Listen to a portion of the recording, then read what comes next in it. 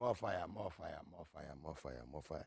And then a year Tuesday, the 15th of March, 2022, in the year of our Lord. A da uche di ampo nyankopon ase se ne ode eda ba kwansa kan ye na. And then a year National Youth Organizer of the NDC within a day, lawyer George Opare Ado, and then a your birthday, dear man, happy birthday, and they enjoy your day. Hey, you would enjoy. Enra, General Manager, DWABO ASE, Mr. Abuaji, I salute you. Very good brother, fantastic brother, no doubt about it. Abuaji, Minyuni Entebone. Zabenianti Utiemia, Mr. Rekahianyo, any directors, Mutiemia, many Abuaji Entebone. Yes, ye the makeup artist for forever.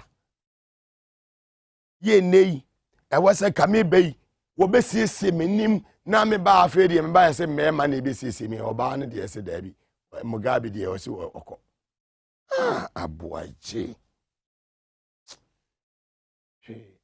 Intimidate acho. Na be possible oye ni man ye. Oye ba de oye ye.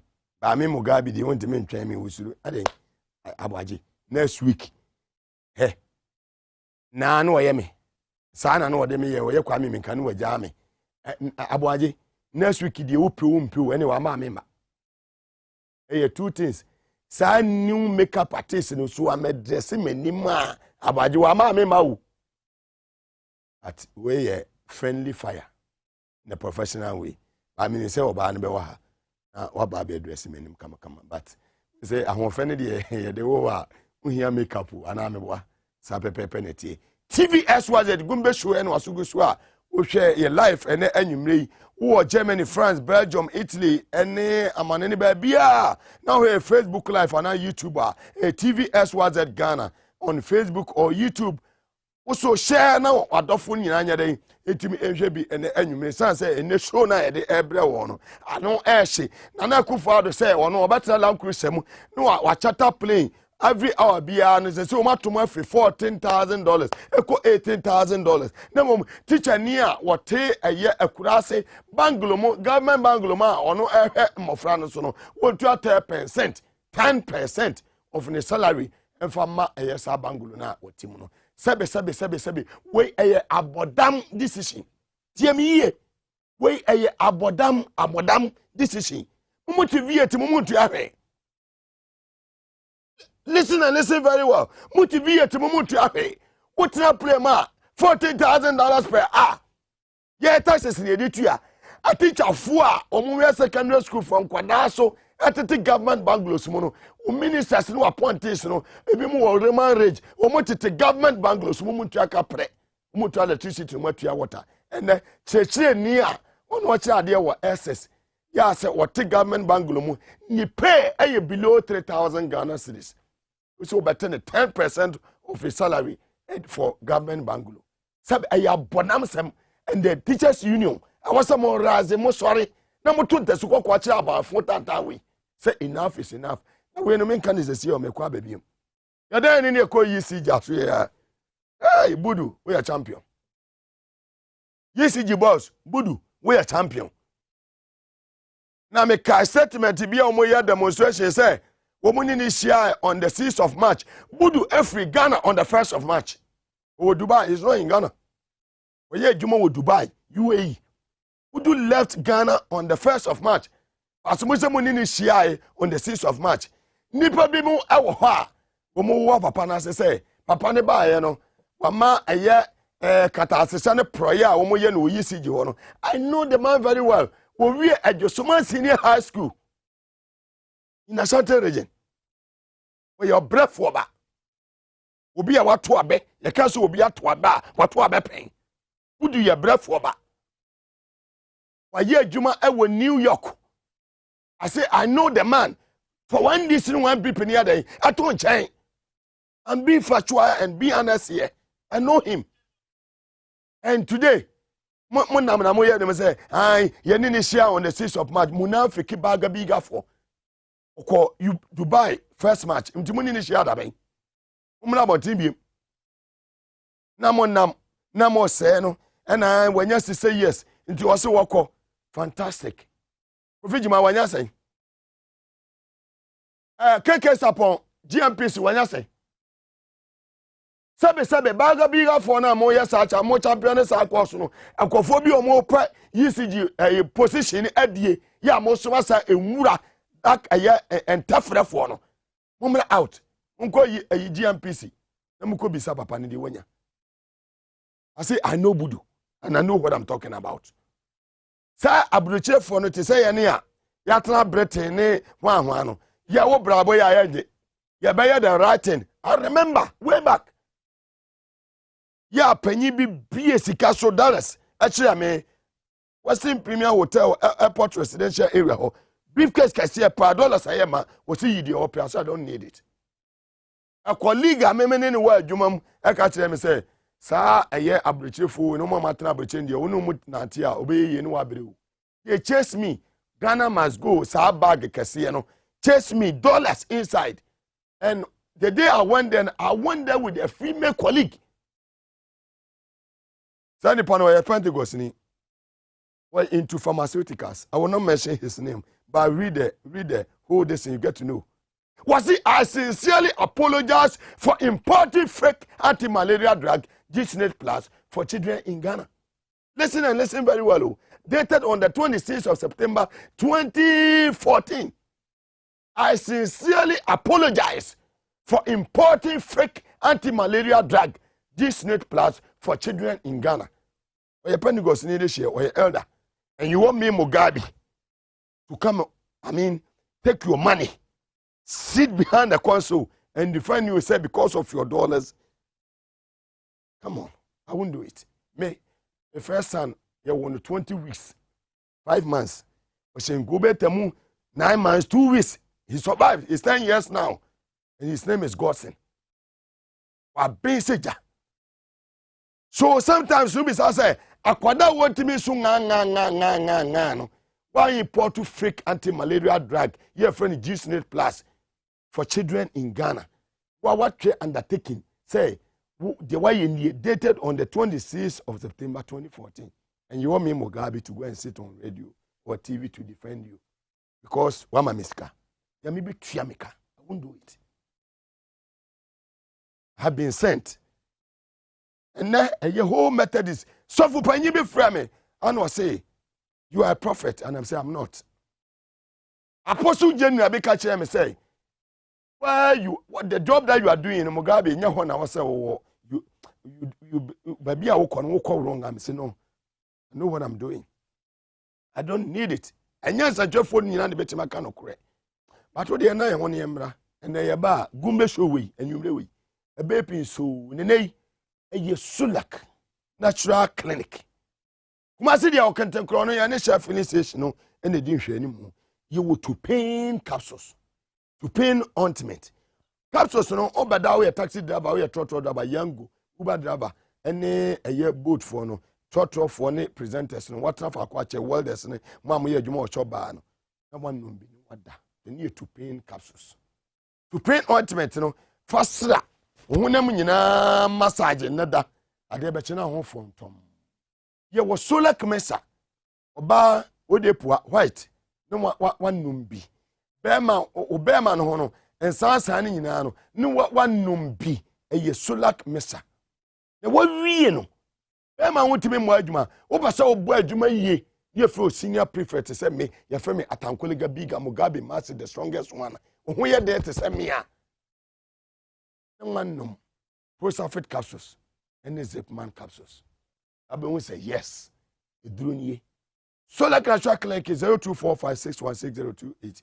Sometimes a man for be some say Muga. Now the obo numbers now won't hear pass on one hair. And just na edumon. Enya better feeding say 2 hours here. Oh, kunkun na edumano. Enya me. Me jina ha se ni pedua. Ade na me mo bia ba bia no. If feed the Holy Spirit. You be anya careful. IGP, your borders no I'll send the signal before I go for commercial break. The Inspector General of Police, Deputy Ministers, Interior Minister, Defense Minister, National Security Coordinator, Tamina 3 mu ye. Mo hear about this ni ye, mumie borders ntom, but mo hear about this ni ye. Mumie ma. No, UK restrictions ni na ma left it. Mumie ma adwade no emra. But na mo nyeje taxes no, ye timi nya bi emmo a oman no. Na they struggling. Oman ni intimi enyina. Nemom Tamina 3 ho mo nya very careful. Ye malls awodo aye wo no, achemota mall. Muntie me ye. Accra. We can say shopping mall and a West Hills. These 3 and Kumasi Montati security no ho. Because see be ku obi o me say Montati security no. Bamba no mama munya din e wo ho. Mewie meduma. Madam Nwaba, I said the same thing here on Thursday. Suppose ni bi Angels na ka chem say a friend Pablo won e ku obi e wo Jamestown. The next Friday, send a pan order a police hospital. And I said it here. Say, Angels na ka chem say the police hospital here. Me hu Pablo. Idia me hu ne Pablo. But Pablo ni NDC, National Youth Organizer was celebrating the birthday, and I said it here. Papa mon famra na me kan kira mo. Atende. Sankofoni na umonti ase. Tie kwache no. Ya de no course o mon kwachire ba bia na afefo no ne. Ya boni tu akuno nipa mienu o. Fine. Ho asem beba. Obi bia wo mbia odin beba. Tie me. Obi bia wonim sa Pablo yin sem no. O picture no ho Angels na twemba. Na one day o picture no will be there. Nyame na meye but beba. Ye na ho mra general manager TVS was it. We are champion back up Abuaje. Ye ba sese.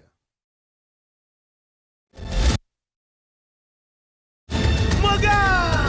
Ya pe bumyo! Ya pe ojo fo!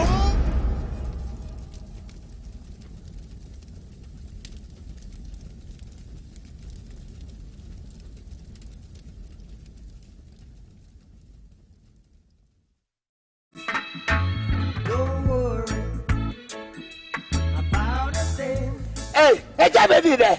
So now you are nkoi. Ayi bia. We are watch Jerusalem. Wow. Lana me mo we why. Eja be there. Edro ne enie. We Spanish garlic mixture. Eboama moje diefu sane ewo ni pedie ni mu yi. Collect. Afi so esan so boa em obi okasa pampan ewo ni trim. Obi anakoma bo ni peli. Obi a wojo so tentem. Obi ade na ase atatai. Afi so obi asrade adoko no ni pedie enane ni nyina. Collect.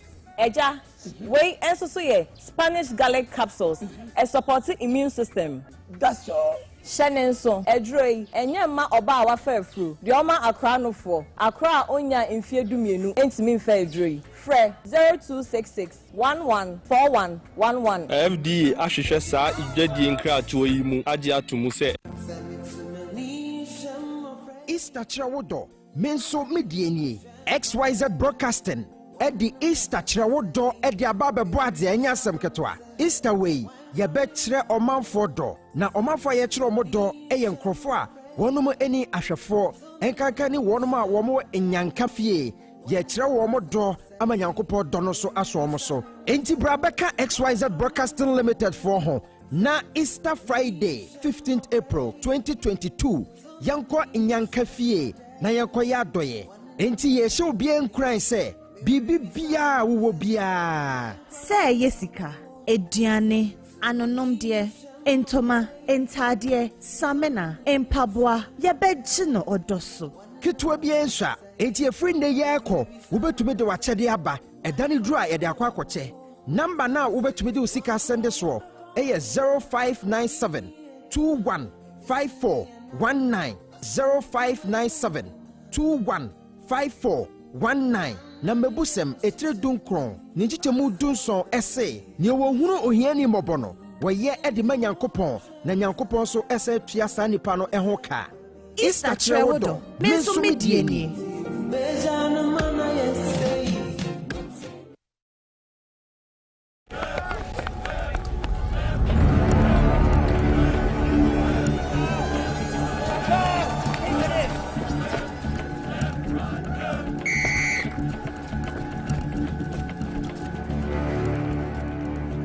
We are one man short. Should we invite him?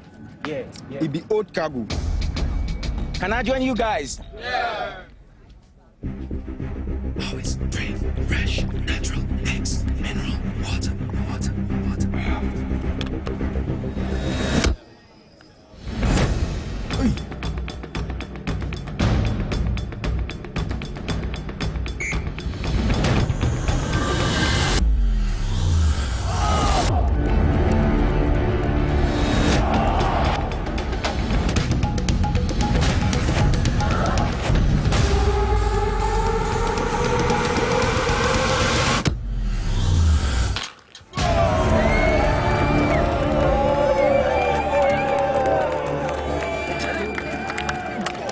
We still got it.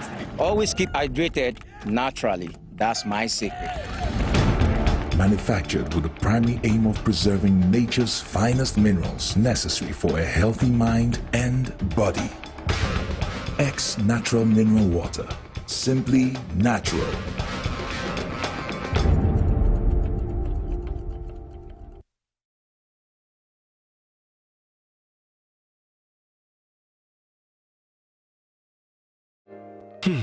Ifo kra na menye sika. Edia ye mefui.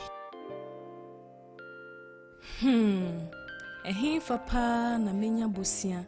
Edia tre medwuma yimu. Kai kra mabre. Miye busia ato taxi fufu.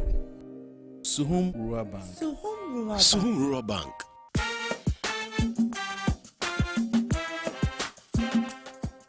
Yamamo akwa baba Suhum Rural Bank. Ye won hye ya hodo bi te se dwadifo abosia, ekuokuo bosia, susu account.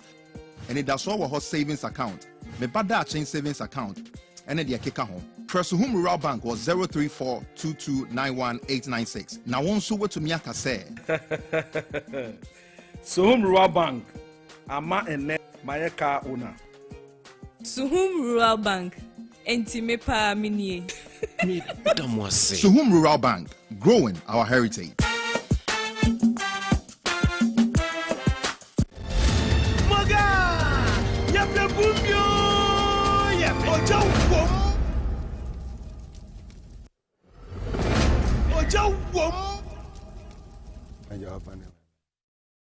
Fantastic. Yesam makwaba edeba TV SWAZ enenwumre. Mom here Germany, France, Belgium, Italy, Netherlands, United States of America, United Kingdom no TV SWAZ Ghana on Facebook and also on YouTube. And enwumre. Me guess Honorable John Jinapo, Member of Parliament for Yapekusigo in the Savannah region of the Republic of Ghana. Na eneyi yeba bidin komo pa. Na do baby a wo bi enwumre me chiawo. Mago enwa no. We say I don't need any makeup artist. I look good. And I'm okay for you. Fantastic. And one no. I guess if only you met me a moment, you bet me a best show mo. Omo be jealousy for no. Mago and one no. Kevin say as what so and omo ntiase but en fa ne sa. But another and then me message be ma and then you marry you. His Excellency, the President of the Republic of Ghana, with all due respect, and then you may be bizarre say, so private jet now offer what they call a year, a manane to quiet course about breeding money. We got him at them. We got him now what them. Another way, will be about baby sow say, yen tia bibi Emma on my way, Anna.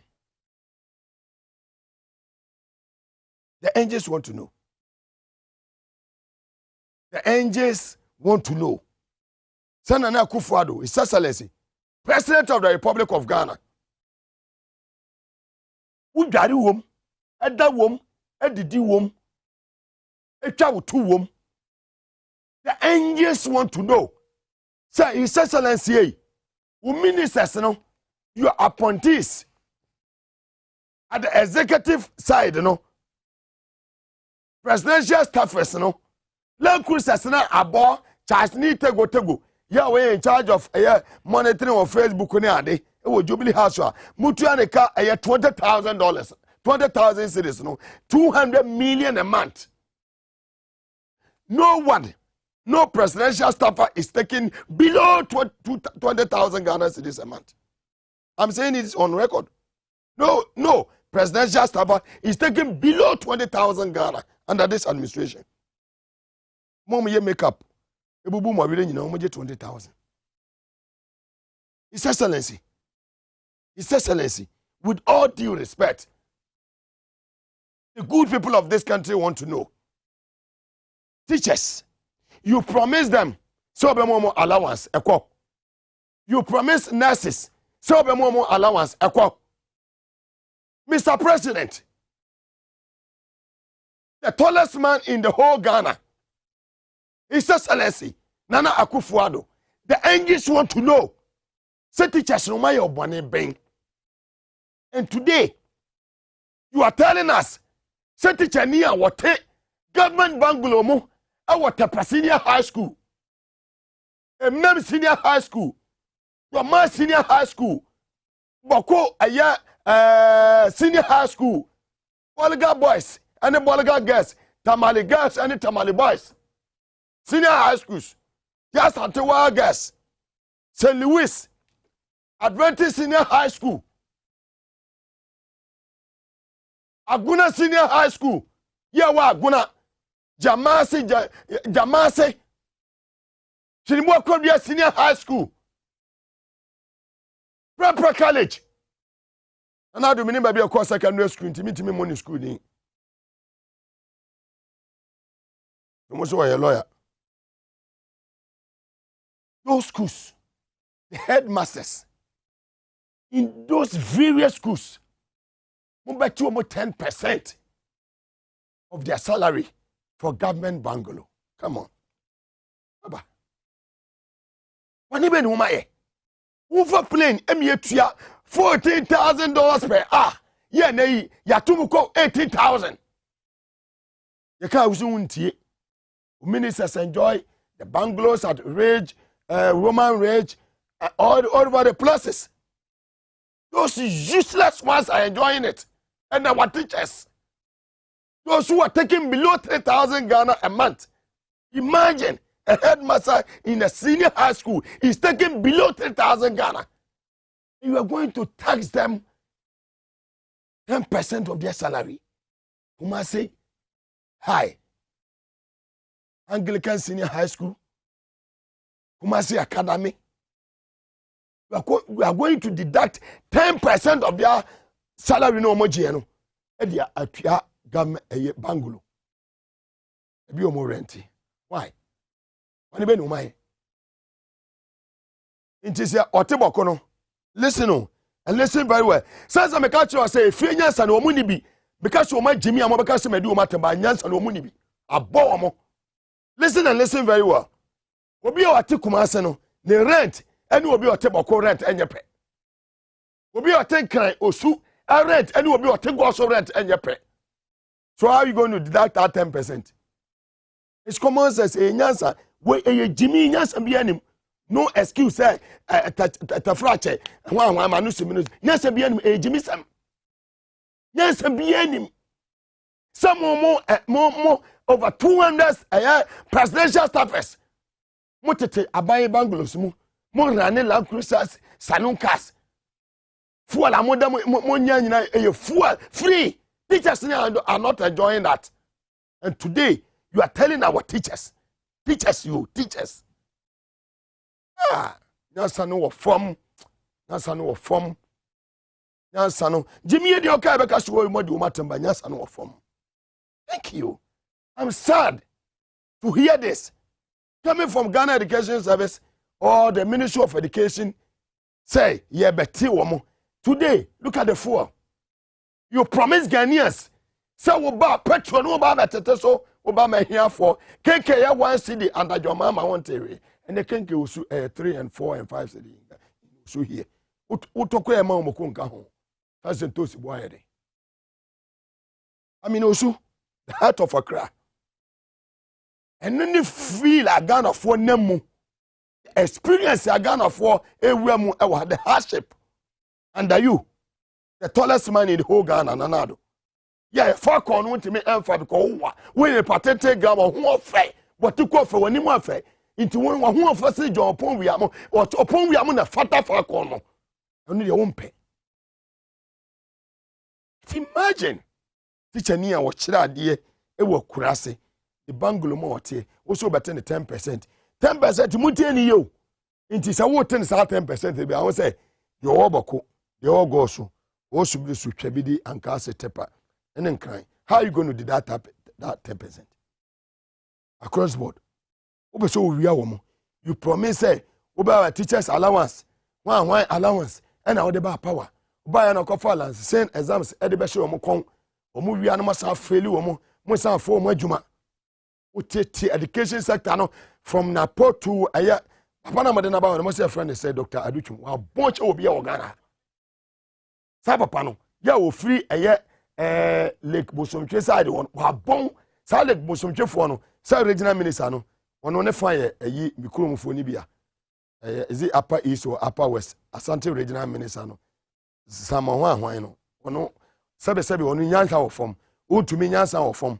To me so I half 10 half Asante. Sanko phone in our Munyansa or form. Umunyina free one area lake one Bosomche. Ana sabe mote Ghana no mokan kwase asem. But look, and they minority leader akasa. See it o man we mo. Yeti wan ya say Nigerian Embassy ya start ejirigu. That's week yeti I show you there no honorable kujoto na wa. Ya say Sunwani school bi omo for over 50 years. Ya ko say abaya o maton sa ase ntino a school for no omo free ho. Omo bi sidan omo ba bibi e ho. Today Bulgarian Embassy in ejirigu e wa kra. Which have been penti to the international community. And that's why I say ECG Oma Kate power supply to Ghana Airport Company. Into terminal 3 one year no offices only no apart from the arrival and departure on light be any baby juma elho. Come on, we see that bay under the Fourth Republic and so on Rollins and so on Kufuor and so on Mills and so on Mahama. Nanado. But here was sabe you and Yansafo bi Ghana ha. Womunim se omudi let ECG foka but omukoto Christmas tree 1 billion. Na car de be free jowulu e de akọ airport wo no. Eye monfa Christmas tree no omukoto wo jowulu no ato so mame. And they sit behind the console on the airways to insult people like John Mahama. People like John Mahama. So you're incompetent. Insulted Jifa Ativo, who is no more. Jifa Ativo, who is no more. So acquire Buzz branding. Today you are there. You are on air. Educate Ghanaians. Tell Ghanaians what you have done. The problem with the Ghana Airport Company. Me, I stop mentioning names so they know themselves. When you mention their names, they will start calling. And when I mention them, I don't care about them. Who are they? Are they supernatural human beings? No. Wait. You see, 800 and something thousand. 1 billion. I could to wait there could see. Can't quite do we call airport one 30,000. 300 million old Ghana cedis. So more than I'll better kid as a decision. Knowing very well so the ECG forecast 49 billion. Yet Yana Najagazi, you try to light him on sorry. And you try a year water bear, sorry, in school, you try to light him. It's 75% here. Yes, so lighting in the amount. And they assume 50%, what they call 49. You see, 3 hours, you bet 1 million or more than. But when you have the opportunity, so small company, maybe a general manager of Power FM. Abuaji general manager TVS was it. So Abuaji to me manage TVS was it here near Twilight ma. He will be held accountable. The good people of our listeners guys say Abuaji you do be general manager our TVS was it here Twilight. Mugabe you be general manager of Power FM and you Twilight ma mutimi and so that enye. It will never happen. Managerial skills no ho ya toto niema yie. But who opportunity to sit behind the console. You insulted people now omoye in charge of those airports. DG4 active atem only see them na 3. And today you are the board chairman and under your watch and a nay wakoto Christmas tree. Yeah, Christmas tree no. Asonda ya fusa me dum at airport. shame umfare na wakotena TV so no address it say kaba ema kaba na wo kan sabe nkwasiasem e kire Ghana for insulting people like I say Edun Ketia, insulting people like Professor Raymond Atuguba ebo mu koto e wo TV so live TV say omuka John 3:16. Yes sir, go and read John 3:16 tonight. I will not mention your name. You know yourself. Go and read John 3:16 tonight. Necessary. Christmas tree now koto ye no. The tree I use in for 49 million. No. Pay them. Tigana na sabe aso so fonso sa na ya obi antimi kasa nchire obi a. And sometimes me tiwa na me blame me nuanom NDC for. Some of these guys, if you want to show me, say you call, yeah, papa na owu ye, David, wan, lamte mo nchen, no mu tutu ofie de mo, wo ye no mo ti baby, mo tete mo Land Cruisers. Omo na ntia, omo na ntia come from as a gay for. I will not mention their names, they know themselves. And today they had the audacity, sit behind the console and insult your mama. Did your mama come from a subesi from, and what they saying, sir, financial year na wo ebuni yesi DKMO se hwan your mama ne Lodina your mama koto fie wo Dubai sankofo no motena radio so ka say your mama koto fie wo Dubai wo mo aba abonte Captain Smart mo abe patch o se na nya no. So you see the picture mo painting about your mama. And then in parliament the minority leader wakasa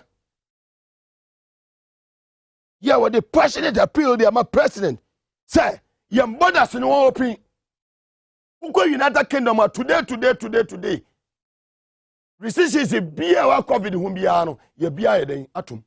Say, COVID no a year. No so much go one will be a nam the baby.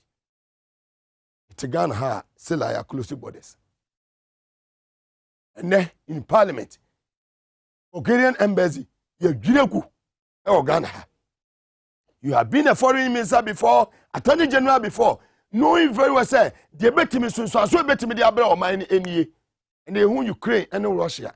But we are not learning any lessons from it. Minority leader in parliament, Honorable Haruna, you do so. Fantastic brother, man of integrity. Let's listen to him.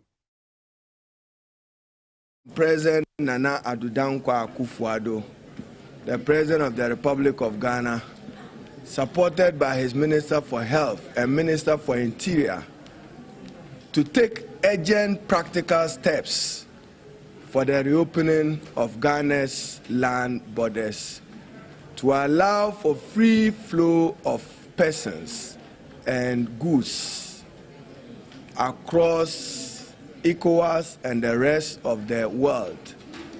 Post-COVID, we are not out of the woods yet, but we want to see a return to normalcy with the movement of goods and services through our borders. And therefore, whatever proactive measures government needs to take, there can be no justification for the continuous closure of Ghana's land borders. Therefore, as a minority, our primary concern this afternoon is to call on the President, as chair of ECOWAS, to do that which is needful to give meaning to the resolutions he so chaired for ECOWAS to pass, to allow and facilitate the free movement of goods and services. Haruna Idrisu, thank you. Yellow my war tamale. What's it tamale baby? Will be a 80. After the UTA life, we say, Bupe baby abefabia ya pekuzugu konsoasi. Baby abefabia will be 80. And a year Oscar Information Center, our bamboy will be atum. In Kiligia from a Biatum, Nananum FM 92.5. Show we more on a life. Our bono I say I have original capital also. Fantastic. Nana go so my and I kwesi bosom promo nyina eto. Minority leader we wan so wa. I know say Ghana photo kwan ba na eje $150. Aden. Minority leader. Fleecing and rip-off of Ghanaians and international travelers into our country in the name of COVID charges at the Kotoka International Airport by Frontiers Health Services must be reviewed and reviewed in earnest by government. Nowhere in the world does anybody pay $150 for a COVID test. The Honorable Ablakwa returned from Romania. I was in Doha, Qatar, and the least you pay is $50. At most, probably highest elsewhere will be 100. So for non-Ghanaians to be compelled to continue to pay $150 in the name of COVID tests, which COVID test arrangement procurement is questionable and raises questions of us using COVID as a money-making enterprise instead of a public health epidemic that needs our collective efforts to combat and to deal with. We do not think that continuously persons traveling to Ghana from abroad must be made to pay $150. Prohibitively high, and even $50 for Ghanaian nationals is high. At best, it should be free for Ghanaian citizens. What is it that we cannot do for our own citizens who want to return to Ghana to contribute to the social and economic development of our country? Frontiers, very soon, I will lead a motion supported by the Honorable Ablakwa and Honorable Akando to demand accountability on it. They are trying even to hide the numbers of international travelers to our borders. What they do not know is that under the Immigration Act, this is official information that must be made available to us in order that would compute how much money they have made, charging those $150. Idrusu, a member of parliament for Tamale South in the northern region of the Republic of Ghana. Wakasa Wabin, Naya Mame, Gisela, Edina China, Honorable Clement Apak, me video, no years, what Danny Brunio, and Honorable Samuel Kujito Ablakwa, Romanian Boga, and also, I know Arsenal that's one, and also Etechi. Now, Honorable Aya Haruna Idrusu, minority leader, once wow, and was Mugabe. Yeah, that's why I say Bulgarian embassy in Suno. Abayi akwa kodwiri egu eno si exercise medical kodwiri Nigeria for the ma mo de chop ama ho Bulgarian embassy so a wo mo so ti o mo ba bia eno si ese akodwiri egu Honorable Haruna Idrisu on Bulgarian embassy. Another diplomatic blunder. President Akufo-Addo is our key diplomat, and he has a duty to keep our relationship with our foreign friends and neighbors well. My understanding is they have gone to demolish the Bulgaria embassy in Ghana. This is unacceptable, and this can sever ties between Ghana and Bulgaria and its other foreign allies. We just don't want to believe that all this is happening under the watch of President Nana Addo Dankwa Akufo-Addo. Former foreign minister, former attorney general, he can't respect the Vienna Convention on diplomacy. We are disappointed. God bless. And another one what Ghana. On what the buy no channel say wa broni Phyllis ya. Most what they hear Munyane life man no onye na ni o. No. There are something be there to muni gabi muni ebu man no. Na na do ono waje na ni o. Enye dem ka ne ho no otie. Ye na wo simete o muni afa abo afon ka to ne emra. Ne ba afei ya chiche nkomo kakra ni Solak Natural Clinic. Champion doctor ene u fidie mu a chiche nkomo kakra na afei yaba.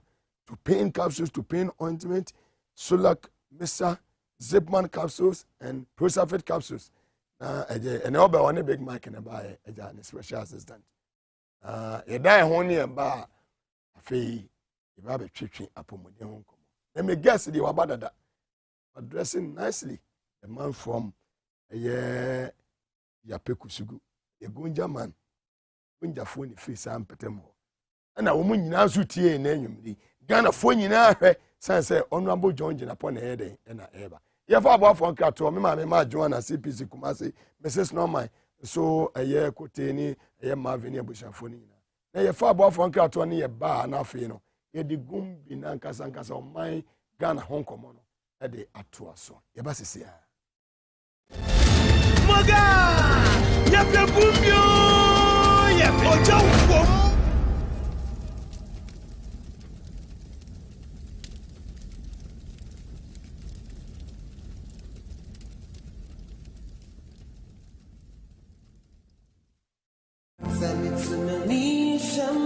Easter Chirawodo, Menso Mediani, XYZ Broadcasting, Eddie Easter Chirawodo, Eddie Ababe Boadi, and Yasam Ketwa. Easter Way, Yabetre Oman for do, na Oman for Yetro Modo, Ayan Crofua, one more any Ashafo, and Kakani one more in Yankafie, Yetra Womodo, Amanyankopo Donoso Asomoso, Enti Brabeka XYZ Broadcasting Limited for home.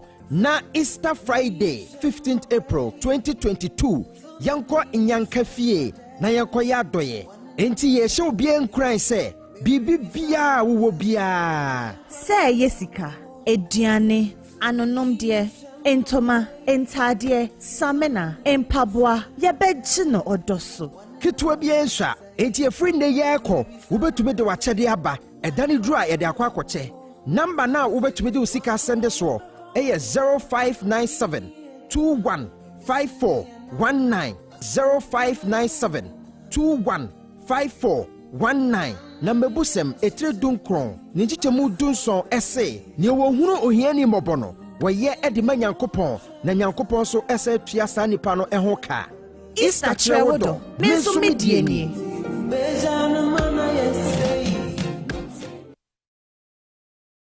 This advertisement has been vetted and approved by the FDA. Hey, good papa. Janabam, if your what your waist, all your body, you make bazaar. Thank you so much. Thank you.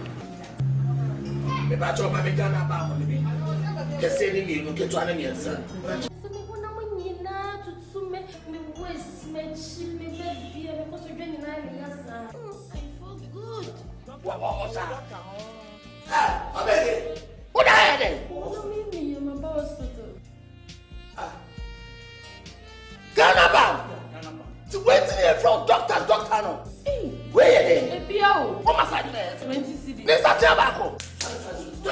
Ghana Bam! Young to Emma to her. First Tiabako. After 20 cedis. Nemo, 70 Ghana Bam come. Sound 2 so if you have Ghana you can resist.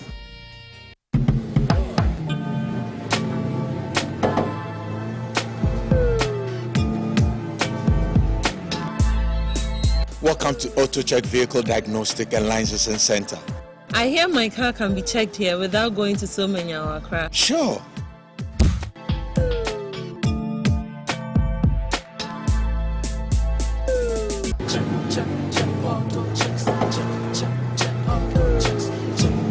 Emission, check.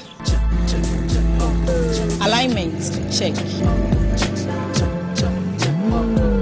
Brakes, check. Visit AutoChecks at Koforidua Aquadum Road for the roadworthiness of your vehicle, from saloon cars to heavy-duty industrial vehicles. Madam, your car is now ready for the road. Thank you so much. Auto checks, check. AutoChecks, your safety, our priority. Check, AutoChecks.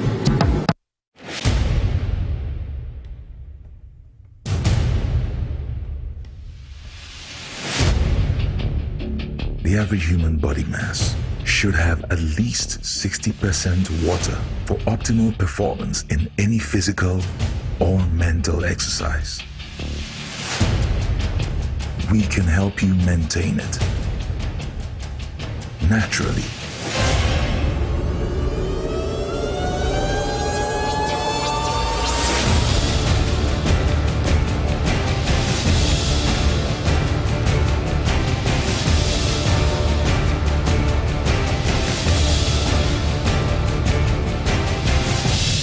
X Natural Mineral Water. Simply natural.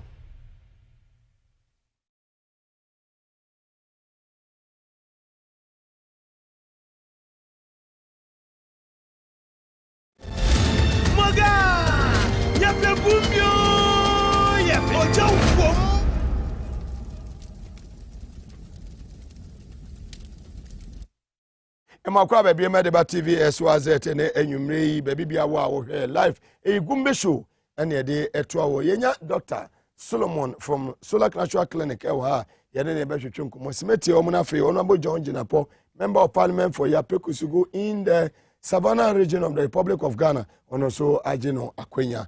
Na ne ye be the difference between prostate enlargement and prostate infection.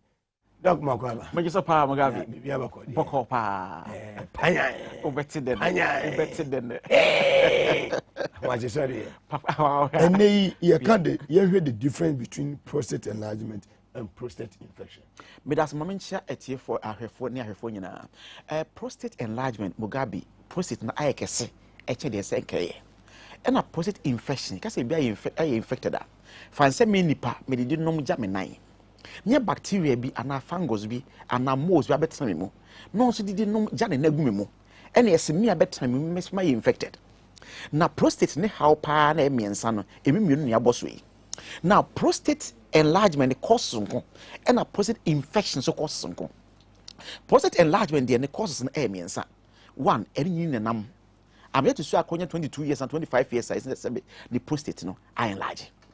Two, prostate enlargement no one say ye nyini no meka 30 years 35 econo na fruit and vegetables me kokon no boni say lycopene rich no ye the kind diet ho meka fresh tomatoes meka carrots meka grapes meka watermelon na nke the kind diet ho Ghana for so say nya time ni because ye pentem entinya time ni no na ne ma lycopene wo ye nya no etinya bibi betuma bo prostate no ban se bia betuma resist any form of enlargement and na change bia e wo ho no entima prostate enlargement se no cause na se eni pomunya no e doso 3 eye mojanama ye win bebre bra ye nyini ai ne ka prostate gland no ompe me ete fo ntia se ba fruit and vegetables ya prostate gland no opedemi kokon lycopene for pigmentation na man kokon and the ope ai antioxidant I just say e de betwi mu a ai se residue ha na yesinye mugabia yempan manenko entinka lycopene ka de sudden enlargement be ba no na nko no asi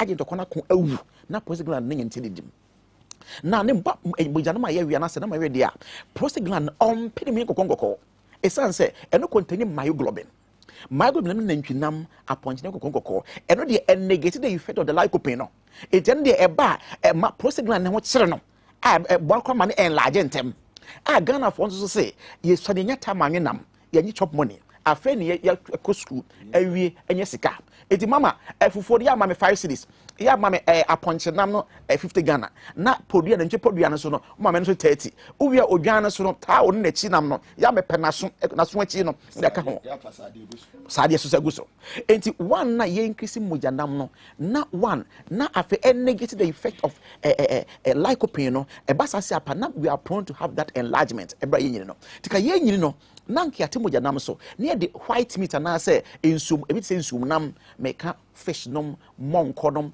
enwanom 1000 nom ye ba entakramoa no so ko a chicken no so a emre na nka ye de eka ho a na nka aboye even po ye ka pork prokwa ye classified as the other white meat as you say so far myoglobin e wo cow meat mo na say ntwina mu a na ye tena pork benya be say 2.3 adentia myoglobin na wo mu esha so be ntwina mo de kafa pork mum yes there be ye person choose the epe we money na ma prostate enlargement is a increase first na 50 years and about say drop here about 30 35 and no ye prostate enlargement na ye ma cause for prostate infection no and no ye mienu one obi onye genital infection make guno me ode pen drive na kwate virus make odwonso mu ye oya odwonso sansa ba ho na when treating and terminals when treating dey ba ne say sa ne sia gonorrhea bacteria na ana say ode sa gonorrhea ba no o shase different obema na no o disa no okwachi obo so bedu oblada na se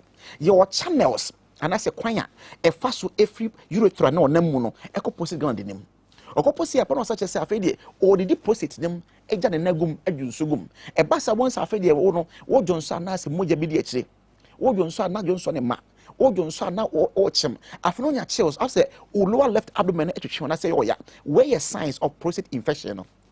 Now in case of prostate enlargement no dey ubon say odwonso a ema odwonso a wo chem wo Johnson office bia kem esesa ko promo eno ye signs of prostate enlargement no when some Mugabe edre fe no prostafet capsules abedwa so tidi ni biem prostafet capsules your body manese Johnson boko eye PROSTA prosta now the fit ade an ho den ade nti na ohia prostafet capsules the thing say one so wo de no prostate na iron large ama Johnson a wo chim ebi kemu a prostafet capsules containing memensa one, your alkaloids, how do you plant material? But say anti-inflammatory.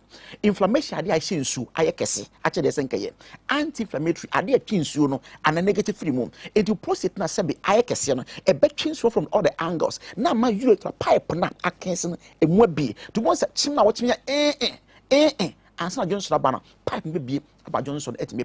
A bio, as I continue autodilator.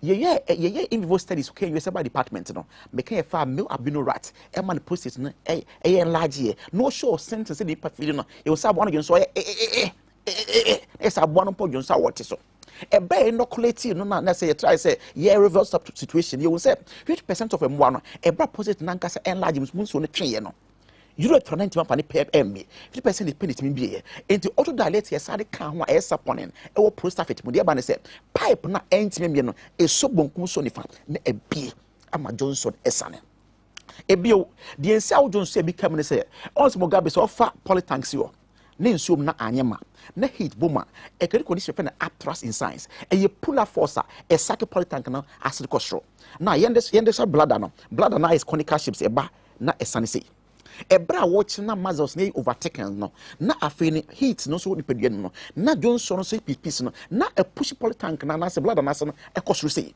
Johnson de kuma they above ho ni penefem ba what about Johnson as urine na akota the side na who na kodi so how does it come out it be ma it na wo Johnson free se be yakemo no prostafet capsules na nkase ye ka no e be contain flavor na so hodia and be say a soft muscle tendency no e jip conical shape na I the start na asay no e back to normal ama fe Johnson go mu na esane na hwato now yemra prostate infection now prostate infection me ka first one na eye obi onya infection dada ene ye infectious prostatitis na yemma non infectious prostatitis ene ye obi a wonya prostate enlargement ache na fe wonya yesuda urine after the blood ni mo ache on se Mugabe so senso to egu barrel mu na temu cha na agene ubon so ka cha na se grow laba ubon microbes wom more na nso tate blood na se aba na entimi nsane no na bonya growth of bacteria wom so next time I open be say Johnson be say bobo na begumo no na face bacteria na a contaminated urine na say afra Johnson na egu blood anim no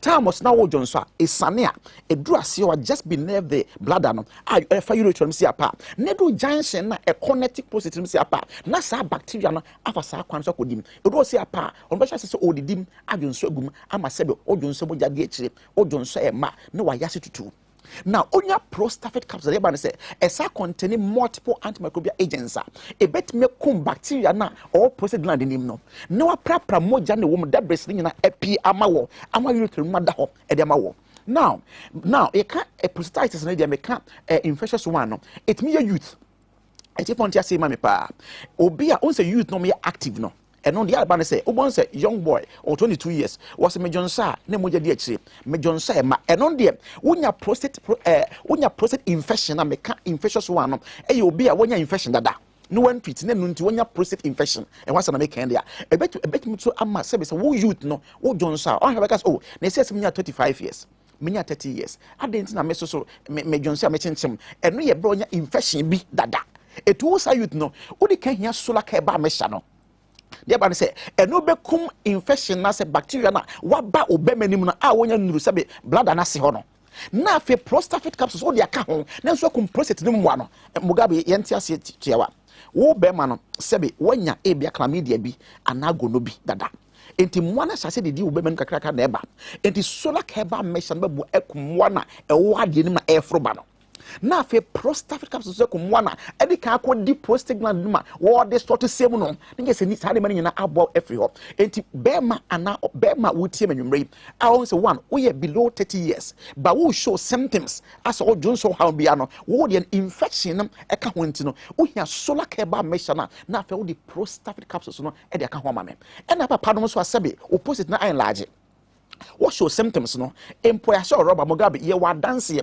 wo mo a omo ya show rubber na munum Prostafid capsules no ene rubber na yi dia ba ne say the entire show ketita ne say drop na jonso fam nesi e dey flexible to be e hye wade no ene peso kakaka na dia ya ne so okọ na ye pe esuko no man na 23 years na ofo Mugabe sebe papa panimu me papa ade 93 na ade ne wra ho na ye boho na asemre na odi ade ne rubber ne to apia so na pipe ne moas ne obi na opushia enko ne moja pramo a ensem bebre ne kwase basa ma won sanka Prostafid capsules na sa hawo nyina emfemfrofuma na se sia so question bi obese obuza question se sia o jonso sem emeye me kamema no puso homa ne se sia na question bi how bia ene nkomo se sia MTN no 0245 61 60 28 0245 61 60 28 0245 61 60 28 question be how be your person home na any nkomo na Airtel no so in case we are busy free na question be any nkomo say here Airtel no say 0261 73 62 63 0261 73 62 63 kasa Johnson ede kakane last one ese pie na ye na last one ye pie no so why you form sa Mugabe anya sase apa na ya reho last one aba pie na why da sa na say ye Prostafid capsules ye body man say ya Johnson boko Dr. Solomon from Sulak Natural Clinic say enanyumre oni yetimi atwetwe nkomo fire pom ni ehun live on TV SYZ your number one political talk show in Ghana, Gumbe, and Wasugusu Awuti. Dr. Franco Herbal Clinic, Boshain, Nayas, Kumasi. Franco, maybe I will be in your and your birthday. So, Dr. Franco, happy birthday to you. Dr. Franco Herbal Clinic, Boshain, Nayas, Kumasi.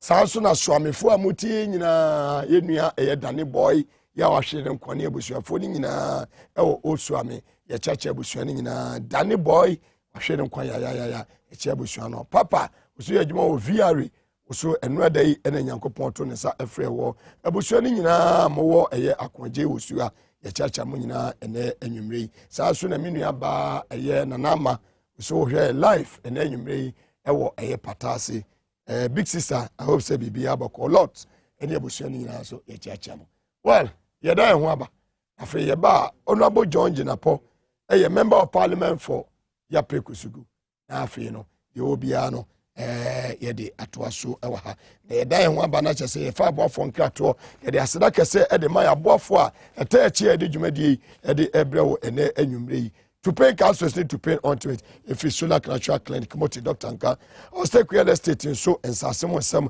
fani na eda omo prostate joint so no emema no tutumika na mumpebi nom celebia prostate enlargement no mobetimi abom ho ban afri ho Spanish garlic mixer no ne capsules eboaye sanso na Spanish inco capsules so eboaye ene anwumedwumakuo awodo ene tachi a yede dwumadi eto abobo ano ba bibia wo ewo Ghana matam awodo edurisi ani nyina all the 16 regions in Ghana mama Germany, Belgium, Italy, France, Ukraine, Romania, TVS was Ghana on YouTube. So ena mama share Facebook live on Sunday TVS was Ghana. My member honorable Akwaba and then you may honorable John Jinapo, fantastic man of integrity. Good man, Akwaba. If you have a career, it's a thing in Asia. So, Madame Grady the birthday and show. Oh, okay. That's a Madame Dini birthday. One for my nephew, Basantali Fremes. And I'm a cool you can move free a year, many head of engineering. Kevin Asantini Timokoye, Koja, His Excellency John Dramani Mahama, brother. I saw him, Bolle. But by me, my home. Me. But I met your brother. Yeah, honorable Abujina po. I had a fracture, you know. No, you told me. I mean, Bibi akoso fine team who bole for the first time I call bole who bamboy. That's right. Origin there area no ya pekusi good there dey menam okọ. That's how say Bibi abako there? Oh, you go so. O minum na ya den. Na okọ parliament. Make parliament. No, matter say. Oh, okay. In fact, me work run a minority leader in a press conference. Fantastic. Now we want a press conference. Yes. So about this Bulgarian embassy about the COVID payment. Borders here was say it me a baby mon. Ina now. Na say ja odi enim say ba fuel ho nsem anso unemu ba. Kakra. And I basic asem so e koso man ma unim ho. Kakra. Dollar not say. When the minyantia say across 8 no. Across 8 no. Ti say no ma break 8 no. Fuel na break 8. Fuel na break. And a dollar no so break. If the fundamentals are weak. Oh, it will expose you. Fantastic. Na come on never there and enyumre. Ti yedase edawase so say wetimi journey and enyume was set short notice.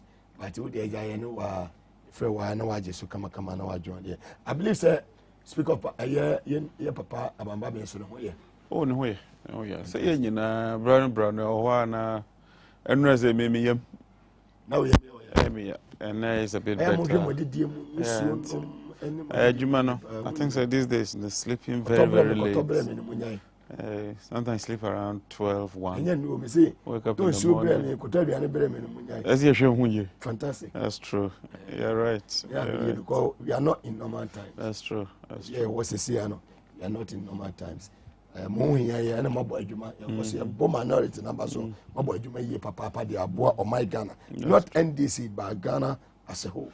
Absolutely. But I say about your minority leaders so. Honorable Haruna is doing very well. Nipa de wunti menye will be 100%. No, but beginning in you can wa. Say maybe wo ha na ye na e wa chiri no ye happy. But who said the way am see reorganize mo ho a mo bu adwuma sese ya. Oh, Sanate Mugabe even in the house. When we rekura motifia. Anya mre bia na nyobeye wani beso. Thank you. Say you let the man for our. Bibi bana say more criticize here. We take that in good faith. Fantastic. Reflect on it. Fantastic. And then move forward. I think by and large, we're not doing bad at all. We're there for Ghanaians. In fact, a lot of us have had to sacrifice medical appointments, traveling, till the parliament be breaky completely. You didn't see a breaky. I didn't think that we call parliament. And then the path 40 something back on you record 100. A bit of while. When I raised that issue, or a crophobe, a bit of while Uber no was sign out committee meeting. For instance, finance committee say, Yajumane dos. Nti actually say we're going to start at 9. Near Pombe 3. Okay. 9 a.m. Yeah, normally I am free by 5:30. Go free in time traffic range. Then you get to the office. No one start here. You have to read the documents, make some analysis. Sometimes ebi na one who see a chamber nim throughout. Ebi room no my pie, ebi room no my pie. Ntino say nkebe yakra yenye electronic signing biometric. Okay. Me draw na me de me finger to so. Nti wa ma wamba. Nti obi and me sign my man. That's all. You just say beboa. Now Muntaka obi he's been pushing for that.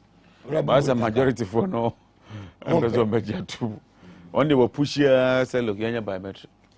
15 days and I say wa ma yenye na say wa ma. Na e call by election. Na ye dey call a privileges committee. Na fe ye di what? Na ye go through process na fe be dey bedroom. Na absenteeism that is saying. Oh, minority side in there share almost every time. We some numbers no. Say new be akra na ho. Would I compare majority minority? Once a minority in here too. I just have Faba. Debbie, to the best of my knowledge. Hunter Western, or also to the best of my knowledge, or my chamber. Tomorrow 137. Yeah, 137. So you have the numbers intact. And Chief Whip, he is a hard-working guy. Muntaka is exceptional. I mean, I think the Nyamena this leadership na my look at Haruna, Veji, Muntaka, Ahmed Mo. And here Mamedo. Yes, every day Muntaka wants to account for the numbers. 137. Every day. 137. Every day. Nancy and Omaya 1 week break. Muntaka. Say if we have anything to do within Ghana, yeah, bet as much as possible. My to kind be break. And every day he watch our parliament wo nti wonim senia parliament in and out ni bibia, and I think sir ye koso ebo ye homodin a ebeboa Ghana man nyina. And ye say fuel no quarter no per liter. Fuel pricing and then economic hardship ne koso e wo memo as obi a eja that sector ni obi e da wakoma so no. Se na hono bia ye fuel no esi ehuhuri ekono. Ya intimi nye bibia se stabilize bibia na se ye bibia subsidy bi subsidize bibi di aboate memofo no eno ase huri sa eko bia enam no ebeboa ye fuel pricing Midase bebre ne de kan Tuesday we want to do a massive big engagement with the public. Yeah, this coming Tuesday. Yeah, Tuesday by next week. And then I watch. Yeah, say beti ma ye wo Accra Poly. Fantastic. On the economy and energy sector generally. Minority leader my kwan say you started preparation no. But you perceive my PowerPoint and then ma maybe a dear bedroom. And I mean you can say out of 33 African countries, Ghana your fuel price and they are the highest. 33 African countries. I have the records. No, so can you mention those in Excel format? No, my in a PowerPoint format. Fantastic. And we would put that before Ghana. You know, be no. Fantastic. Me say out of 33, Ghana in Africa. Ghana and so opa more AGH you know. Called www.globalpetrolprices.com/diesel_prices. www.petrolprices.com. It will give you a complete chart of current petroleum prices. Say na eba. Any.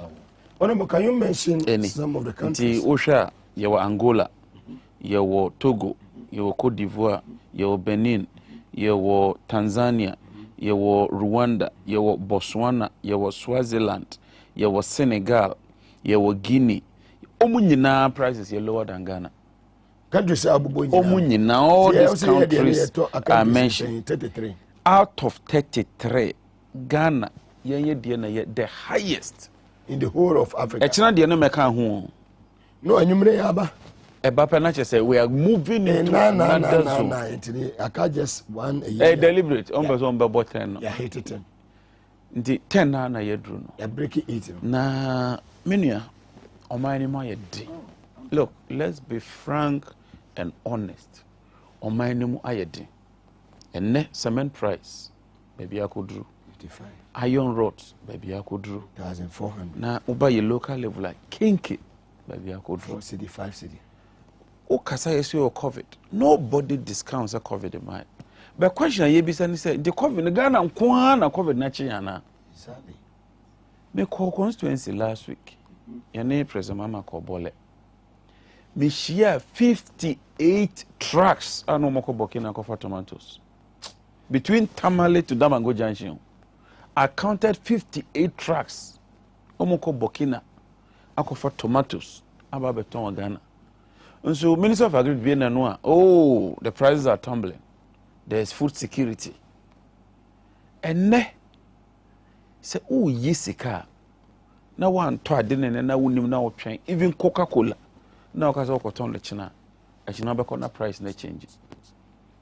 Ghana's rate of inflation no, it's unbelievable. Dollar no so atitia pansam. Say bibia enko ye wo mining. Bibia enko, nothing is going on in this country. And then I met as a president. Finally, what you to say, and some say no, a yayed. Now, all can petrol prices. There are a few issues at the petrol prices never. It's true, well market price, a yabako. Now, just say, fango no bo cost ra, send your cotono, a very effective. But Ghana, yes, we are ton fango. In fact, already 2022 budget now. Finance Minister did to just say, "Fang when you go tonwa." On the projection, it's a ya tonwa $61 per barrel. Okay. And then a cost could do $120 per barrel. Is it because of this Russia and Ukraine? The Russia-Ukraine geopolitical system is part of it. Demand generally is part of it. Speculation is part of it because oil prices normally you turn a spot price, a futures market, and futures market is based on Brent or based on WTI, which is West Texas Intermediate. And no normally yet price and no. Yes, we are kapa. In fact, we're expecting to get over 6 billion. Baby no, we are likely to get over 12 billion instead of the 6. In Tiskana can I. That is the question. 2, a refinery. Yeah, time. Oil refinery, more 2 million barrels of oil and the water come from 10 fields. Now, managing before buy and Boston. And number tons are 2 million. And the refinery no, and you in Sissio. Then you keep profit under NDC time. And then this time you started say you processing, you crude oil. Instead of so crude oil like a on it. Now what's that is got to finished products now. You refinery because refinery no ya unya niema be primo. You get diesel, you get petrol, you get kerosene, you get jet fuel, you get pharmaceutical, bitumen, just a bebre. Say refinery no. A good on a Dr. Isaac was a that refinery at peak capacity, no which made retrofit produces 65,000 barrels of crude oil every day. Refinery and then no because buy what now or manage bust and a yetema oil refinery to one any pabako on and manage two and he was able to do it. Exactly. And so why is this under Nana Akufuado boss said baby we have different person being the CEO for boss and then Ton so as you said and now you know every ho you didn't we do be a question ho ya refinery and the panwasha or dear human away dear teenage refinery yen a crude hour about we buy no say tomorrow refinery Friday or mumpe and that Nanado Omuku see new refinery or Takrade at a cost of $4 billion. Yeah, you'll be see by the end of 2021. Think a 2022 refinery no are ready. Many workers say. One says block rabo charge a money for return and share sabon. In Parliament or where? On the count of Parliament.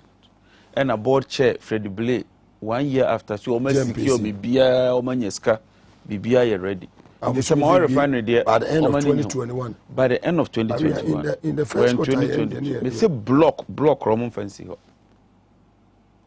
Intino, we're still important. Oh, maybe 2 rare. What much receive? Open Google. Ghana to build new oil refinery. Never Bocheja Kwana can for at a show. Abeba. Many can say nothing. Nothing. 3 air taxes. In fact, they say that it's a taxes, no, a juniper. Because 2021 budget, and I buy back actually say, look, because of COVID, no, Omo disca, into the COVID levy, the VAT flat rates, the sanitation levy, the energy sector recovery levy, the financial sector. Just a levy is be about 12. And the more fuel price by 13%. In the taxes, no, a mininipa. 4th one, a bust. And now I say word I could time. A dear and a year. Near word I couldn't Minister of Finance a year and say, you share window name because petroleum prices are fluctuating. You share time prices now about lower. Near tough and going to be bree. Your capacity bet may take here 12 weeks. Of reserves, a buffer near release, a qua near Toby, Sahana na ye, a ban we buy a bust margin no, or mat to bust margin nima by up to about 300%, and yet bust a dawa kujoto intimidation. Honorable Kasimi say a year Boachaja Koneka say you be see a new. Yes. Or say the shutdown followed an announcement by the then Minister of Energy, Boachaja Akun, that Ghana will build a new 150,000 BPD refinery by 2022. That is barrels per day. a development which would meet the country's domestic demand and allow it to become a significant exporter of refined products to the rest of the region. Any? Yeah, you're tumra. Yeah, Chelsea. You're fantastic, man. That is it. And you know, they abandoned store. And Mosaka said, talk, Rano. Omo refining oil, BMO. Or the talk, be a tank farm. You can't tank farmer. Just say, why processing crude no? Now they are cocoa. And he told the only emergency talk right there, just a could you to ever your tribute. Because he unquoted. Just a new one now, old one also. See you if you know. And Netama oil refinery for Omuni CEO. Oma a 3-member interim management committee. For more than 1 year.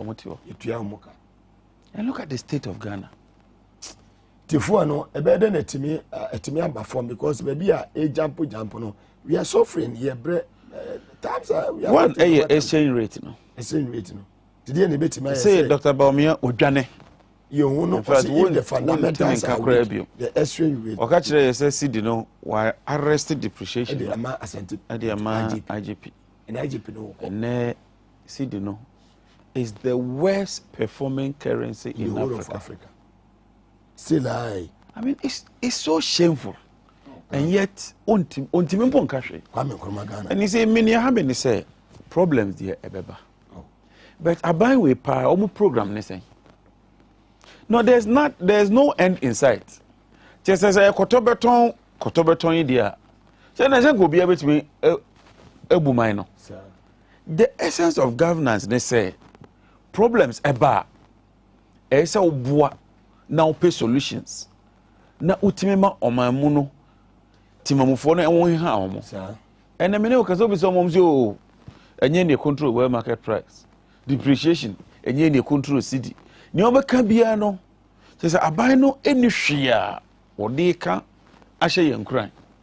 Nti clearly no udi aban wa chi dia what it means they say even going ahead no things are going to get worse. But Oja a year and summer a chamber of a year bulk oil at the bar was say fuel prices expected to hit 11 cedi per liter by tomorrow. Near Kwahin. And then near them no. Already fuel transport fares you are too more by 15%. Where you go through transports on the subaka on bed on better money. Inflation already a year to be 15%. Into almost high 2 million, near the year 20%. GDP in them saying. GDP need they say, oh, can't cry, oh, how gross domestic product. Gross domestic product simply means a nearma acronym. It doesn't translate to wealth. Until a bimokraya GDP per capita, a bishare inclusive growth, a bishare gross national product, a bishare Gini index. It is said under 4 times. You call happy, see Ghana and Kempen. Okay, because aban we buy now your interests and not debt service 10 billion. 10 billion. After 10 billion the service your debt. Now your debt to GDP 57%. 57%. You see what I'm saying? And the World Bank and IMF are confirming that you try 80%. 57. Not just that. See, can you say your debt service your debt now? A move from 10 billion to 47 billion under this administration. From 10 billion to 47 billion. So, World Bank a country director no okasa bebre say aban no enka no kranche citizens no said the oman no on painted the clear picture. I mean no be ehun de ekoso e oman no. Wo hwe a World Bank country director no I mean oba out recently ebeka say ska omode mai o COVID mu no na nye ska no na ban no ebeda na di and then I learned say about $660 million and omode mai na ban ba out to say yamaye $100 million dollars from the World Bank. Die na betimi ama na nado kenofuriata ne mpenifo omo betimi aba bi twantro actually and we share other countries now you know more